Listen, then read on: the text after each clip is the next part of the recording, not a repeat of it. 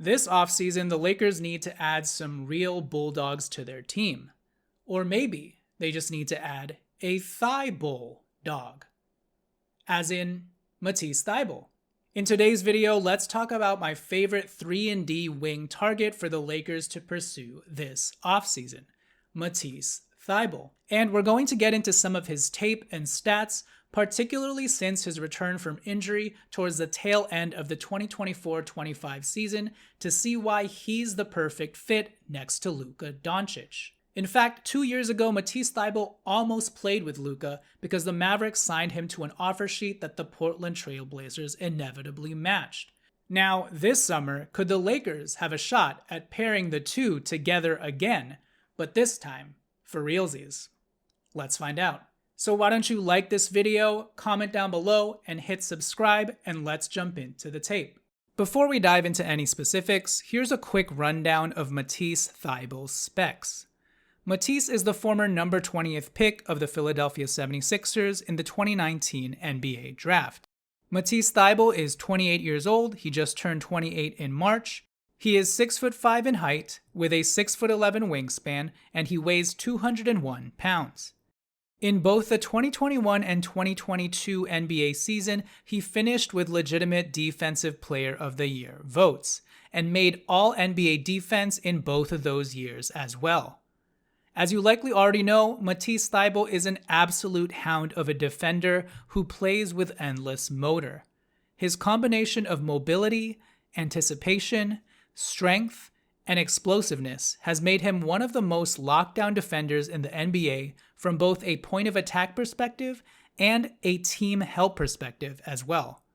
His ability to blow up team sets and truly disrupt offenses on his own is uncanny.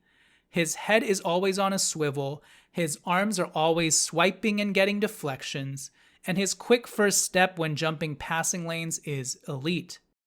He can guard positions 1 through 4 very competently, and his versatility to stifle ball handlers, body up wings, and then even chase around shooters is what truly makes him special. Matisse is the rare defender who not only passes the eye test in terms of positioning and fundamentals, but also has the defensive stats to back everything up, as he has perennially been a big-time stocks kind of player, averaging 1.6 steals and 0.8 blocks in his career. And to put things into perspective, since the 2019-20 season, there's only one guard 6'5" or under who has averaged at least 1.6 steals and 0.8 blocks. You guessed it, it's Matisse Thybulle. And ironically, the guard who comes closest to those stats is our good old friend Alex Caruso, who has career averages of 1.5 steals and 0.6 blocks. But on the 1.6 steals and 0.8 blocks pedestal, Matisse Thybulle stands alone. So yes, Matisse Thybulle is a next level tier 1 defender in the NBA, especially at the guard position. But now let's take a closer look at his last season with the Portland Trail Blazers, because there are a couple of things that I specifically want to highlight. So while Matisse has been a very durable player in his career, playing 65 games in every season ever since he got drafted, he did have a very injury-plagued season for the first time last year. He dealt with a knee injury early on in preseason, and then an ankle issue, and then he had a wrist sprain that ended up keeping him out for the first 67 games of the year. And naturally, it will be fair to wonder whether his rabid style of play is finally catching up to him and whether he's lost a step as a defender. Well, here's where I want to highlight his final 15 games with the Blazers this season after he returned from injury, because somehow he looked even better on both ends of the court.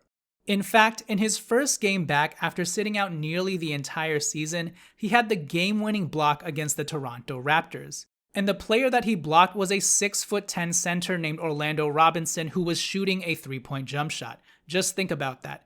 6'5" Matisse Thybulle blocking a center's 3-point shot. So defensively, even after sitting nearly a year of the season out, it's almost like Matisse never skipped a beat. And here's the area where he especially excelled. It's a small sample size, but in his 15 games with the Blazers this past season, Matisse averaged a career-high 2.2 steals. That would have ranked second in the NBA last season, behind just the Great Barrier Thief, Dyson Daniels, who averaged 3 steals a game. And during those 15 games, Matisse recorded a total of 33 steals, which also would have ranked him second in total steals amongst all other NBA players within that same time span, from March 16th all the way till the end of the season. And yeah, when he returned, Matisse was back to his swiping ways, but to an even more rabid extent and level, coming in out of nowhere and blindsiding players with his impeccable burst and timing, knocking balls loose left and right as a help defender, keeping his hands active and rotating at all times. Matisse was a complete chaos agent and disruptive force on the defensive end for the Blazers in his 15 games. His strips and steals led to so many easy leakouts and transition buckets for his team that really helped shift the momentum of the game. There's no worse turnover in the NBA than a pick-six turnover, and Matisse Thybulle just so happens to be its most lethal instigator. The way that Matisse roams around the court both on and off the ball, the way that he actively fights through screens and pushes his way through a crowd, the way he keeps his eyes darting all around the court and helps teammates by striking down on the ball, that explosive burst of his when he lunges for the ball, make no mistake about it, Matisse Thybulle is a professional thief and he's getting to the ball one way or another. And the fact that he was able to do all of this with the multitude of injuries that stacked up against him last season is all the more impressive. Because from a physical, conditioning, and speed standpoint, Matisse Thybulle looked better than ever.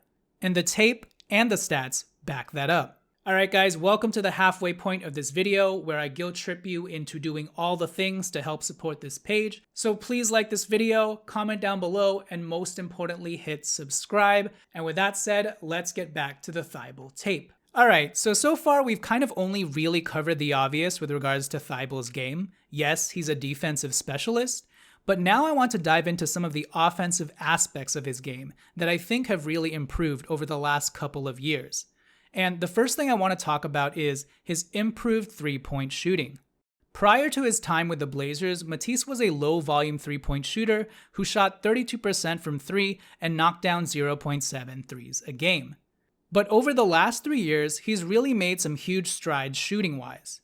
Now, again, this is just a small sample size of 15 games, but last season with the Blazers, Matisse Thybulle shot 43.8% from 3 and knocked down 1.4 three-pointers per game, which would be a career high for him in three-point percentage and his second best in terms of volume. In fact, Matisse had a game versus the Cavaliers in March when he tied his career high in most three-pointers made in a single game with 5 three-pointers. But even apart from this season, since being traded to the Blazers, he has shown a steady improvement in his three-point shooting in general from both an efficiency and volume standpoint year to year. Over the last 3 seasons, Matisse is shooting 36% from 3 and averaging 1.3 three-pointers made a game.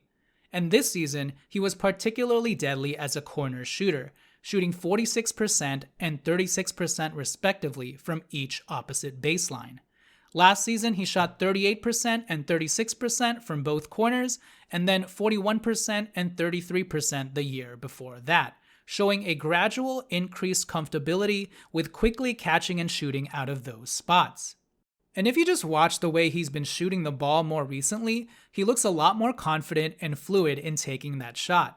It looks like he has a quicker release, and he's even started curling off screens a bit more and firing away without hesitation, showing a tad bit more movement versatility as a three-point shooter than he has in the past. He's become a much more intuitive off-the-ball relocator out on the three-point line, and he's even shown some flashes of being able to hit above-the-break threes in transition as well. And overall, while he may not ever be a high-volume movement three-point shooter, he's at least proved that he's a legitimate spacer that defenses have to respect. So Jared Vanderbilt, he is not. And if Luka was able to work with a defensive specialist like Derrick Jones and make use of Derrick Jones' 34% three-point shooting, then he can definitely work with Matisse's quicker and more fluid shot. Lastly, I just want to point out some other underrated aspects of Matisse's game that may not necessarily show up in the highlights or the box score, and I particularly want to point out his underrated playmaking.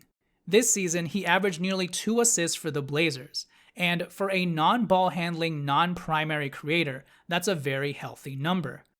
And overall, Matisse just knows how to make the right reads, he knows how to set the right screens, he's good as a solid short roll man, he knows how to swing the ball around and keep the offense humming.